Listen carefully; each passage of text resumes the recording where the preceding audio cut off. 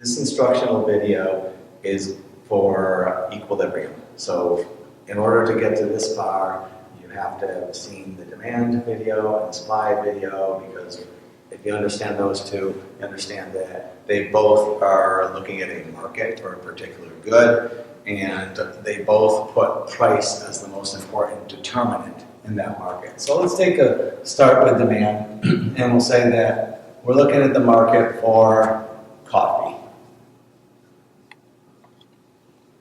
And so we are going to have a demand curve for coffee. And we have that means that on this axis, the most important determinant for a consumer in purchasing coffee is going to be the price of coffee. So that's why it's up on this axis here. And then down here, we're measuring the quantity demanded of coffee. And the demand curve is going to look like that. Right, and so that would mean that if the price of coffee, for instance, was $10 a cup, then you might be willing to buy, we'll just say, 1 cup per week. But if the price is $4 a cup, you might be willing to buy 7 cups per week. So again, we're sticking with the law of demand here. And the law of demand says that as the price goes up, so the price goes from 4, where we were buying 7, we're willing to buy 7, up to 10, where we're willing to buy 1. So as the price goes up, the quantity demanded goes down.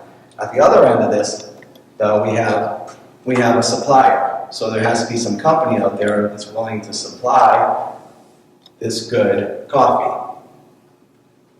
And the suppliers are any company that's out there, like a Starbucks, that's looking to supply the good. So from their end of it, if the price is $4 per cup, they only might be willing to sell 1 cup per week, because that's just not enough for them per customer. And then if the price was 10, they would be willing to supply, let's just say, I don't want to go perfectly even, let's just say 8. So now, again, we have this completely different perspective from the supplier standpoint, where they want prices to be high because anybody can get into the market and sell a cup of coffee for $10. Anybody can make money. You don't even have to be efficient for that. So if the price was that high, you're going to have a lot of supply being capable. Okay, a lot of companies willing to supply, but you just don't have a lot of people willing to buy that. So what ends up happening is these prices are checked, right? So the companies look and they go, okay, well, what if we charge $10 for a price of coffee? What would happen? And they do that. And they go right over to this, so they're $10, and they realize, okay, if we charge $10, we're going to have one customer demanding our coffee. So that would be, the demand would be here. This would be the quantity demanded. But we would be willing to sell 8 cups. So in this example, it's pretty clear that there's more supply than there is demand. The quantity supplied is 8, the quantity demanded is 1. So at the price of 10, price is equal to 10, the quantity supplied is 8, the quantity demanded is 1. So in that case, these two aren't equal. So what we end up having is we have more supply than demand. So this is going to be considered to be a supply surplus, called a supply surplus. So because, of course, supply is greater than demand. Well, they say, all right, well, that was maybe a bad experiment. We have way too much coffee left over at the end of the day. So let's do this. Let's go $4 per cup tomorrow when we open up our doors. And so they put in a price of 4. Well, what happens at 4 is now we have the company, then they're not going to make a lot of money, so they only they're only willing to supply 1 cup, because that's just not, they can't even cover their costs. But there's a lot of people waiting in line for it, so there's 7 people willing to buy it. So there's a problem here, because now, in this case, we have too much demand, which would be, in this case, a supply shortage. So the demand, in this case, is up here, and the supply is down here, So if you put those two together, we have another issue. And the amounts here are 7, right? So in this case, we have you can actually calculate the amounts, and you will have to on a quiz or a test. Okay, so here's the problem. Right? We need to find out where these two are equal. So we go to this point right here, and let's just say the price is $5. And at $5, everybody seems to be happy. So that at $5, there's 4 cups sold. So if you take the price that's equal to 5, now we have the quantity supplied is 4, and the quantity demanded is 4. They're both right here, right, and right here. So on the supply curve, it reaches here at 4, and in the demand curve, it reaches in the same place. So in this case, we don't have a shortage, we don't have a surplus. This is known as equilibrium. So that's the equilibrium price that's set. That's the market price. So if you're wondering what the equilibrium price is, when you go out in the real world, it's typically the price that's up there on the menu because they've experimented with this. And if they have too much inventory, too much leftover, then they're going to lower the price. If they have lines waiting outside the door, then they're going to raise the price. And so that's how the market clears. So we assume in this class that we're going to have a market for, let's just say, a good like coffee, and there's going to be a demand for coffee and a supply of coffee, and we're going to just assume that the market clears and we're at equilibrium where the price is equal to 5 and the quantity is equal to 4. Now we can, this case, now we don't have to say quantity sold anymore, or quantity, or sorry, we don't have to say quantity demanded or supplied now, because this is actually the quantity sold. So the market now clears at 4, because the quantity demanded is equal to the quantity supplied, so that means that this would now be the amount or the quantity sold. And then from here, you're going to get shifts. Okay, so we start from here. There's single shifts. There's things that can happen in the market. So let's go back to our example before of income. If income changes, well, we already talked about that in our demand situation. So if income changes, the demand curve would, if income goes up, for instance, the demand curve will go from demand 1 to demand 2. Why does it go up? Well, it goes up because more people will be willing to buy coffee at that price.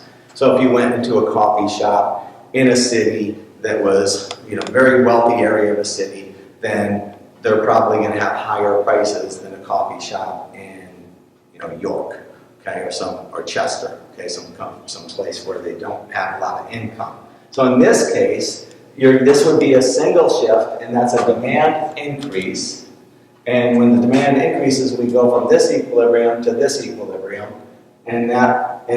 what happens when we go from one equilibrium to another is it's called static equilibrium. So we just jump. We don't go with a path and figure out how it happened. That's called dynamic equilibrium, which is way beyond this class. What we do is we just do static equilibrium. So we assume we're at this equilibrium, now we go to this one.